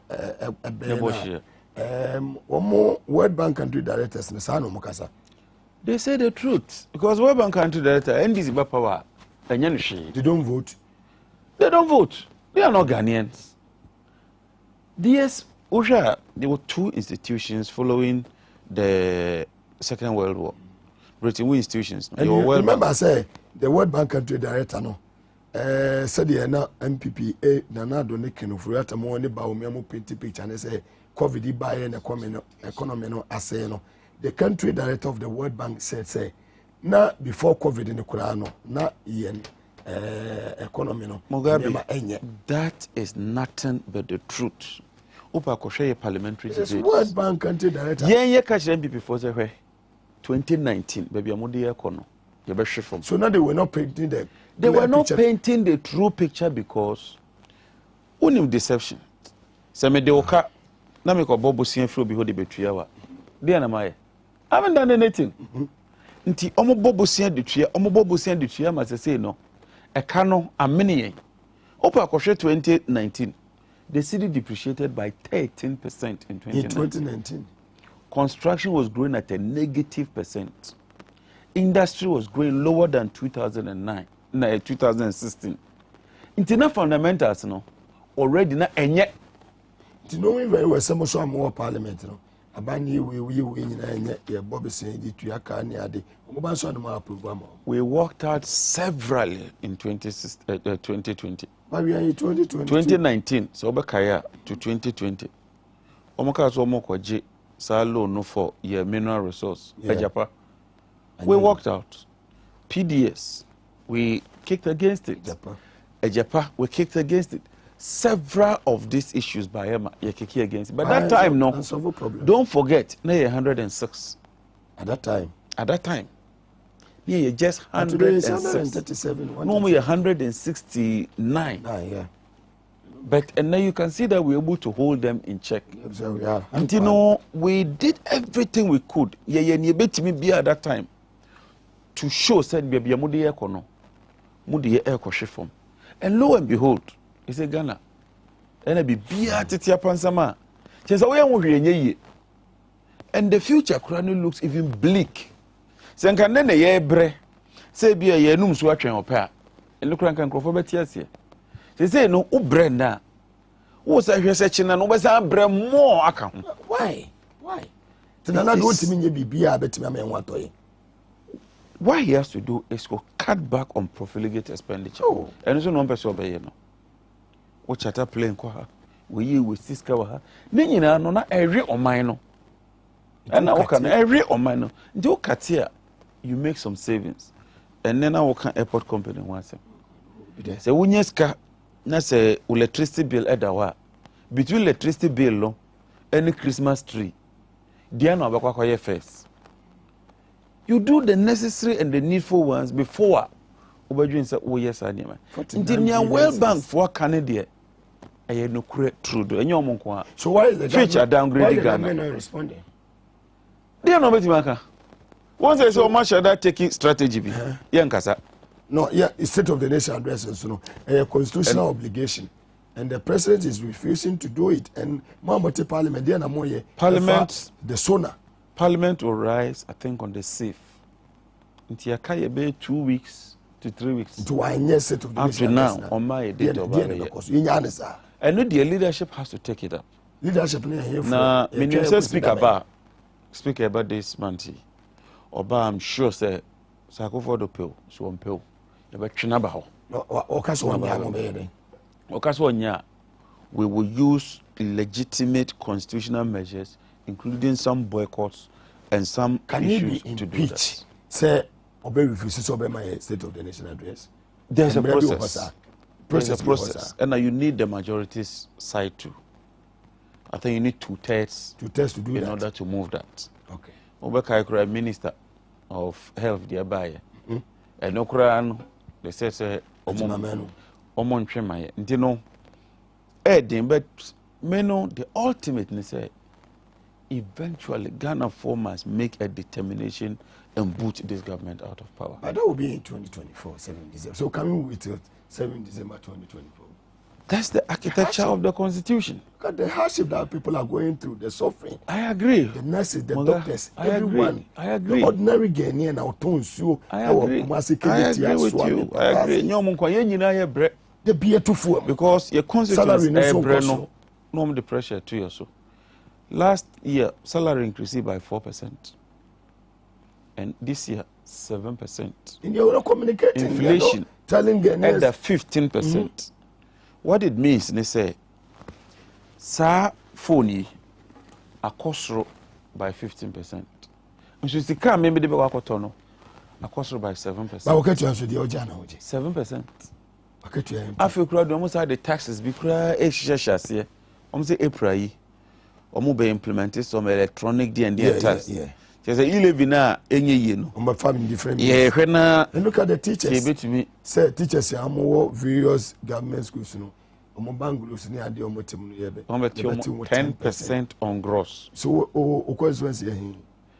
Yeah, pekosogo. Ti obi o pay. When you be on a wosu omutua rent the same.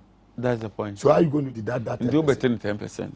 And now secondary schools here, some of the senior housemasters now. They are compelled to stay there to take care of the students. And yes, I'm open. Obu okra ofie ewo ekrom. The school requires us out now. Better na possible. Oh, better because we better you me wo ya pekusugu a rent ewo ho no say me je 3,000 a it means 10% o better me be about 300 Ghana, yes. Right? Nti 300 Ghana untra ya pekusugu ntua 300 Ghana. Obi eti usunu wotine 10% wate de otibok boko wale sabligu what on also 10%. So question the crown is that no abai who says what 30 cents can. In the president mama they no tie nye yi. Ofuo o tie nye yi at mills o tie nye yi. Won kwa na je say aban wo ba bi o mfa bi o mbetete nipa no. The one of me be say na do wotimi nye bibi betima magana for e ho ato. No ntimi. Ontimi. E bo apaye. And no ideas no. They've run out of ideas. Because woman dre must say no. Esi. Honorable Saloni Sinohydro. Yes, 2 billion. Can you for it to say enye yeka? O say nye Ghana ka o. Meanwhile, from next year Ghana best at here. And nka your debt to GDP hu. Foforo e ba. O debi nka hu. Sisi e o man no mo na mo ho ye ka na koduru sen. Bro 300 and something billion. 341 billion as at September 2021. Yes. Sisi foforo bi abeka. Sisi would show me be a year very soon we'll hit 370. And check will hit 370 billion. And there's no hospital. Just the exchange rate alone. There's no hospital. On see bakumpo. No school. School minim no university. No university. Ntino. And it's kind of quiet. A kind of won't boy no. Just mismanagement of the city. Any dollar relation no. And no going to be mark no so by that differential. City no depreciate no. It bet me a chance I could see 7 December 2024. I think say ya benum so. A dozen. Tinana do 20 me nim say 78 years and maybe ya bibi my Ghana for mo. I don't think he's ready to do that because utie ne nkrofo na kasa. Utie ne nkrofo na kasa is not ready to do that. Away. Honorable George Napo and Twetwe live on TV SYZ Gumbe Show and Wasugusu Awutie and Enyumehwe live baby awo Ghana ha. Your number one political talk show in Ghana. Midi Edi Mugabe Masi. Yava se like say my abo afo motachi edi dwumadi brewo and Enyume to abobo no baby awo se wo Kumase wo Bono region so here my life go so no team one ananom 92.5 FM so wo bole na wo say tie ewo Nkiligi FM so ye mamu nyina akwa ba ene Enyumre ede bagum show so asra kese koma Osek real estate so pass asiato Shai Hills afenya asutware junction be San City Estate do you mundo do wa asebi de wenya chopoli ene ne patamu nyina yesebra ye be mo asiato ne amount 200 blocks the amount 10 bars of cement now they are show fie no si ase e be of Germany, of France, Belgium, Italy, Netherlands and also waba ebi aja boga waba bi du fie wo de car ba wo pese wo de car ne gens ase akwenya ewo ho e de mawo Brian Asuye ewo dodowa ene fire service station no ena edi enhwe ni mu free no 0244 684069 or 0240 933 748 ofre na or stake real estate ye beje also Spanish garlic mesa and the capsules will be a hypertension and how diabetes na how will be a compema Johnson tentem would da ocean chromo would da a giant union man a year may menstrual disorders when he say will be a Spanish garlic mesa and the capsules that to me abwa menses no a meniswa a flu come now why they to me at all yet the Spanish jinko capsules and swaba and also boy improve memory and mental sharpness the sign increase a blood flow to the brain to kwaje Spanish jinko capsules na je Spanish garlic mesa and the capsules ni bi pharmacy shop bi abewura no obenya bi ato free na ne atwetwe komo 0266 114 301 0266 114 301 aseda kese enkoma prostajol eye eduro ya aba we obi awanya mfi aduasa nu ekọ nanim we ye bema no ape prostajol ni bi prostajol no ebo ho ban ise eja prostate enlargement no utumi enya bie ni mo bi so wonya bia wo be no ba kwa no pa ba kwa nwumre na etumi aboye pa dwuma ko nyina da woroma na ebo ya yetumi di dwumadi ebreo onabo zama one thing ma aye analysis ne say obekaya energy sector levies aban we ebe omuka say omeye free ho omu eka kire say eye obnoxious in fact no eka hu no omde kutia President Mahama because a would fear levy na say opposition also me ba meji levy na people are tempted to vote for Aban yi ba energy sector levies no omanyi o omosan etumu. I've been checking analysis and so far omaje 18 billion. That's Esla, right? From Esla. Thank you. 18 billion. My checking expenditure ni almost spend 15 billion. What you saying? 18 billion. I know what spend is 15 billion. 3 billion now they cannot account for that money. Because I've checked in the logbox. Normally the one spend this scanner can access call logbox name. Me check a logbox no 300 million in a logbox name. So what it means they say over 3 billion na akano they cannot account for it because any moga Esla performance 2016 to 2020 total amount 18.5 billion documented any then ufriwa Esla utilization of levies lodged total utilization 14 billion. So between 14 and 18. Then you go to details of balance in the logbox. Net balance on the logbox at year end, 346 million. So almost 4 billion cannot be accounted for. Under this administration. So everything is getting haywire. They just spend it anyhow. Between 2017, 2018. Korudi PIAC report 700 million they couldn't account for it. COVID by almost 700 million edi. No, but what about a year 52 billion cedis now more withdrawn from a year Ghana Commercial Bank to unknown a year, you know, and so much. And no, you're different. 52 billion. And you're different. Cry way dear. A sika and non cancer President Mama sika 1.2 billion now. Yi free a year. Ghana stabilization fund. But more parliament when you need to make also.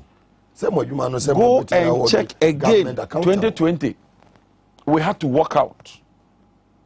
In 2020, we had to walk out. We discuss. Until look, minority in India, yeah, bet me right from 2017.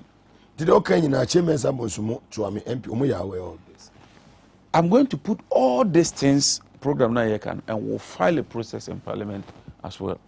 But you see, there are two things. One, you do all the things in parliament. But Niasa was high say, see Niasa Quenya Ewaha, say Fidiesua, I see expose you more near Churchill, Nagana for whom near Koso. Fantastic. You move on after a yes, I am Bodessia, Yaklusino, minority leader, a young Honorable Haruna Idris, member of parliament for Tamale South, was it, and who be here? Say Abai be opinion a year borders no. And the United Kingdom, UK, a year Boris Johnson, Wakasa, say COVID restrictions in Nano, maybe BI. France for so a year.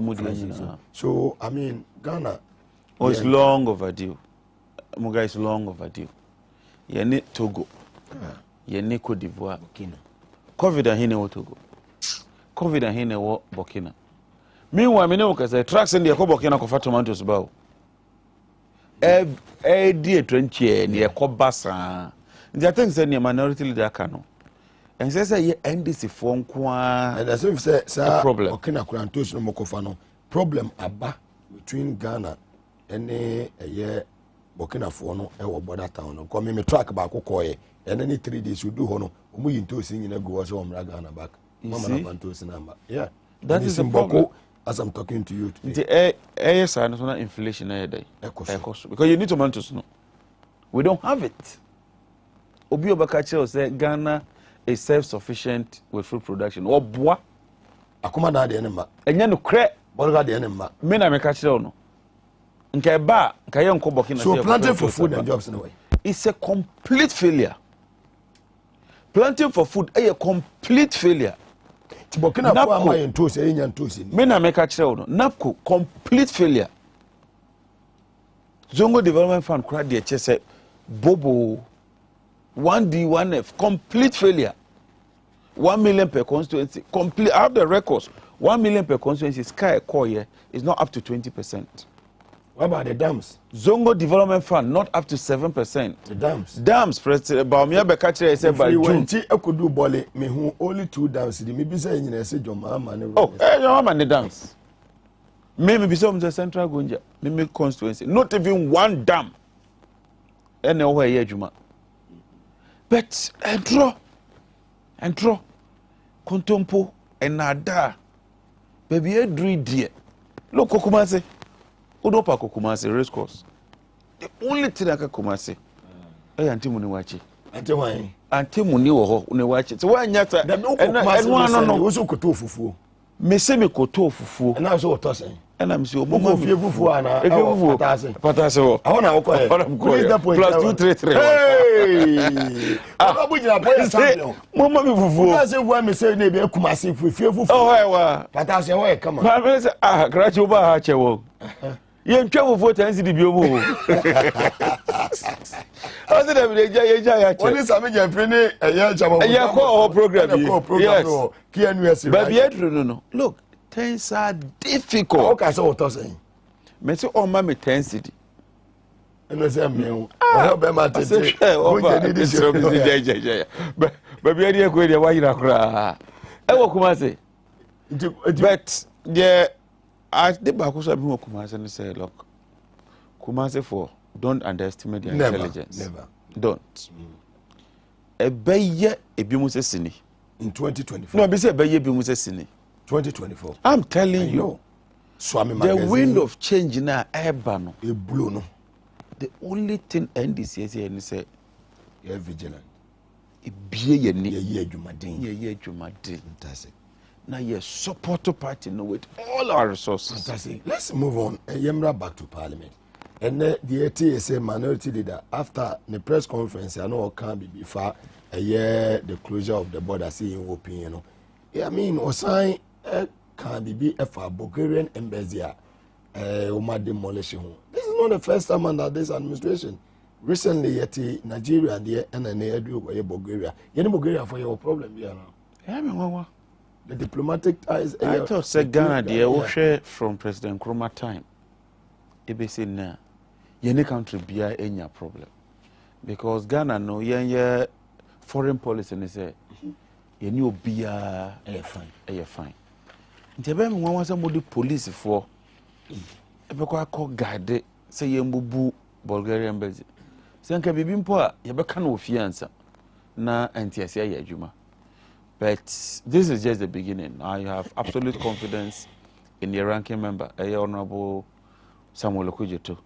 Say he will take this matter up na wadi achire na ba bia say ekono. Because the Bulgaria force say almost yearly retaliatory measures. You hear Ghana mom paper. And you don't even want other countries to get to hear say. Bananado has been a foreign minister, Attorney General, knowing very well diplomatics is in between the two countries. And yen bilateral agreements any day by going to the extent say we demolish an embassy. No, it's unheard of. Because embassy, no, Oko country be a embassy, no, you can't penetrate. Hotel, but you can't just go in. Nobody can enter. Ntina Obaka Julian Assange. Ojaneko share embassy hono. Untimi ko. Obi antimi nya. Se bia wo American ni bia di bone kwa no wura American embassy wo Ghana ha. And wura British ni wura British embassy. You can't go there. How your motor? How your motor? So why do we do that? Say akodrum pempeso say ububu no kura there. That is serious. And I think minority leader Akasa idea. Later we apologize. Yeah, we're going to take it up. Yeah. And then we'll pursue that matter. And it's something but is it fair, Honorable? It's not fair. But Nyameme Israeli say, Moga, and this is a passionate appeal to Ghana for. The NDC minority can fight up to a certain level. Yes, so about Ghanaians in Bulgaria. We have a lot of Ghanaians in Bulgaria. So what will happen to our people there? Our citizens there? Enye NDC minority for nkwa nebre. No. If enye NDC for nkwa mpo nebre. Enne fuo ya tumu. Ye nyina na yeto. Ye nyina. Yeah. Including some of the MPP foot soldiers. Fantastic. MPP foot soldiers ni bi kura ebe bre kura. And they also complaining. Oh ne die. Utie radio. Yanse kura mso mo strike. Onto mo ka biom. Omso mo nkasa biom. Ya bi obeko bia ya to aba nuyo. Ntino, we will take this matter up, including Frontiers, a issue now about COVID. No? Okay. I mean, why would you pay $150 at Ghana's airport for COVID tests? Are they? When like here can almost all these countries, France, US, almost count. Do you know 150 each? And you see, the more we just incrofisicano, now would discourage you or more from coming into the country. Yeah. I think, say, baby, I drone it. Sir, $150 and Crawford before they come to Ghana. No, it's not going to help. Okay. Yeah, other issue got to do with the ECG, Motimakate Power Supply, the Ghana Airport Company Limited. Board chairman, Paul Adomoche, who is a broadcast journalist, and then Jumanso Metro TV, on the host of a good evening Ghana. Recently, in Koto Christmas Day, knowing very well, say the car, electricity as well. And our operations now more a year and Buduna. It started from some of the churches, including a renowned pastor, ICGC. Utabel. Nigel Gabriel. Yes, Nigel Gaze. Nigel Gaze. Me kai pass here ko katene line. Temakro mo ko ye operation be just 6 million. Thank you. I think say ECG for near break. 49 million Ghana cedis. Yes, ECG for near break say on beji musika. Nenye Ghana airport nko. A lot of institutions and organizations. I did the Kabibre. Ghana airport 49 million. 49 million. 90 billion old Ghana cedis. Now, so you're board chair and now you're MD. Don't you prioritize? So you're worried. You must prioritize. In the private sector, and that is one of the problems that ECG FAC. Because a year 100% government owned no. A year adding some beba abayesa. Intimino, I will encourage ECG to do it. So it shouldn't just be Ghana Airport. Star institutions or more shiska, ECG, Abram the ECG for campus on Betriano. They should move to all those places. Messi Babia. Everywhere, Monko. You know, Budu international mine. Or Monko Babia. Because me know what I say. Last year, one ECG, eka 4 billion. Because Ungrofon Tria. Under Mahama, we made a profit of 561 million with ECG. And the records are there. Omoboka 800, from 800 to 2 billion, from 2 billion to 4 billion, from 4 billion. They are estimated to make a loss this year, 2021 ending, of 8 billion. Ghana gas. No. Ghana gas. Not even a train, President Kufuor, don't buy on commission or on commission. The canning in Ayanda. Terminatory na Banasa Cabedawa. Ghana gas, Omuka. About over $1 billion. What's the Ghana gas? Apapomo. Me say Ghana gas ka over $1 billion. Yes. Read the PIAC report. I read all these reports. So I read all the reports. Go and read the energy section. Ghana gas. Me say $1 billion. A Canada Ghana gas. 1 billion. 1 billion. Yeah, your mama ekona yene ka hono. Me say your mama ekono. Na sa gas processing plant no. Because of sa gas processing plant no, we reduce our import of light crude oil by $300 million. 300 per annum every year. You save it $300 million because of Ghana gas and now LPG, domestic LPG. It will supply 50% of the LPG of domestic LPG. This is what we call visionary leaders. So when there be me bawo. Senka Commander Sugar Factory. Kofo buy non command say na. Yeah. Nka exchange rate nka dollar say na etifo. See crazy chire. Because spend hundreds of millions of dollars at import sugar. Meanwhile, you have a huge factories. Okay, I said by April, when on my day to be Nancy. Oh, any Juma. Recently, when I have finished here, may say any Juma. And also by catchers agenda 111, Yaman 1 year. Hospitals. COVID time. Obesi 88 hospitals. When I said watching the Osako Kate sword, I was so busy 111. May say Baku say Bomunti see. 111. Me say one. Omo mo di na Krobe so no Mercy Hospital ni nyina nkwhwe. Aho ye sure say the nanado be kan. Me say omo mo one town a o Mercy Hospital no. Ni nkwhwe hospital. Nanado ba we see hospital the whole Ghana. Me say on completely one hospital. One hospital. On be catch say take or pay. Obeka ya. Oma ko sign agreement with Tema LNG plant take or pay. It is the highest in the whole Ghana. We share your various agreements now. It is the highest because it is indexed against the dollar, against crude oil, and the crude oil is 120. Do check here, we are crossing around $14 per MMBTU. What's about crude oil, Hono? Can Furiata recently catch the Ghana for say, ye live in Yajuma, Omabako, a petroleum, a year sector. Tis half for Tutuma Ebano. You bet back I say no Kamubiana. Omunyanko Hompuno. Omunyanko Hona is saying to Tumune Edu 10. In this workers was side the tax ever piece of Buma. Not to say that there's a woman aircon. Look, what this country must do is a democratic, constitutional, massive demonstration and civil disobedience. Now, by and we have a constitutional right to do that, to protest and to send a signal to Aban say, because it's getting out of hand. It's Ghana City, the worst performing currency. It is the worst performing currency in Africa. Out of 33 African countries, fuel price in Ghana is the most expensive. Take Burkina, take Benin, take Cote d'Ivoire, take Nigeria, take Senegal, take Rwanda, take Kenya, Guinea. Look, mention them. The whole of Africa. That is it. And the whole of Africa. The currency. And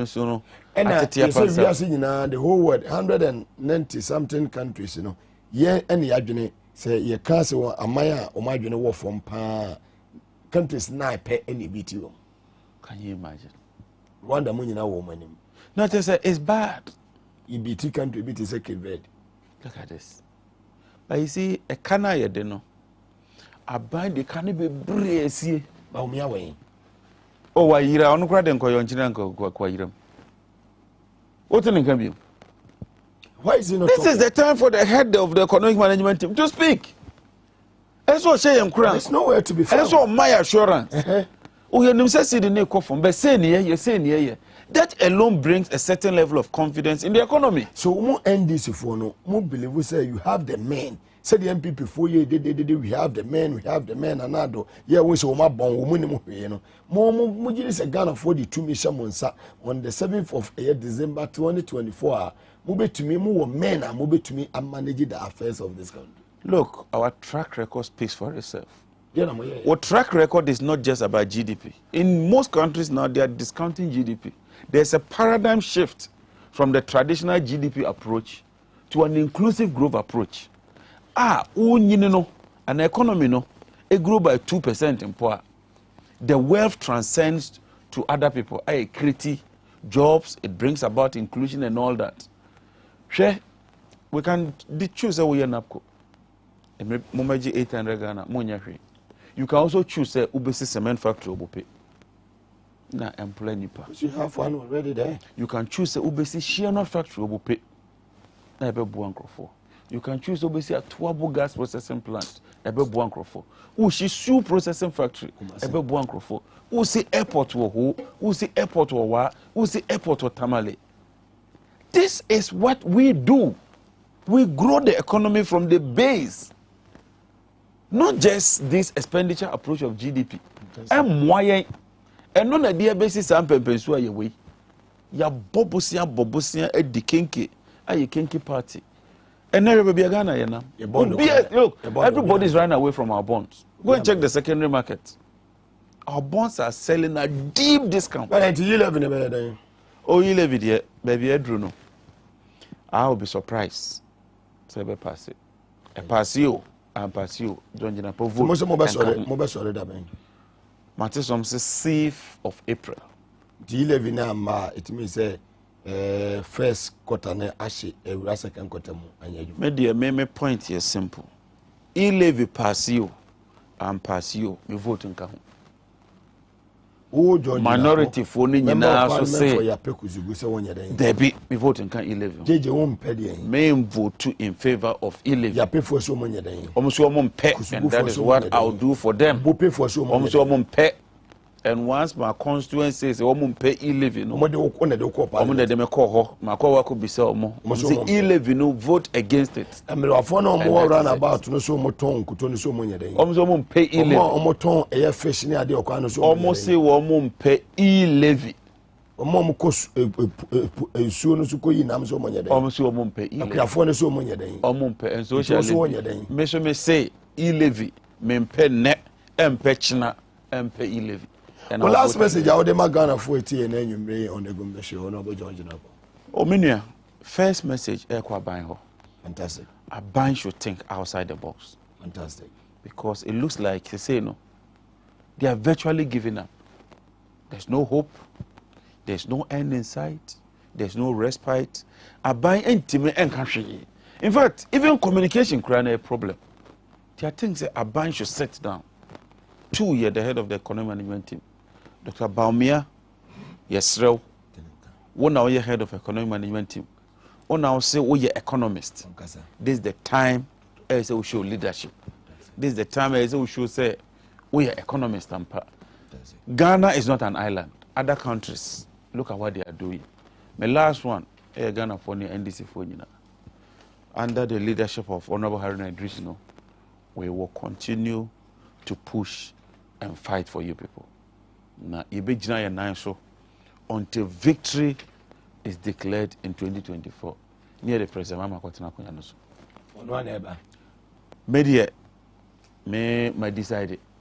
My man said, my imagine.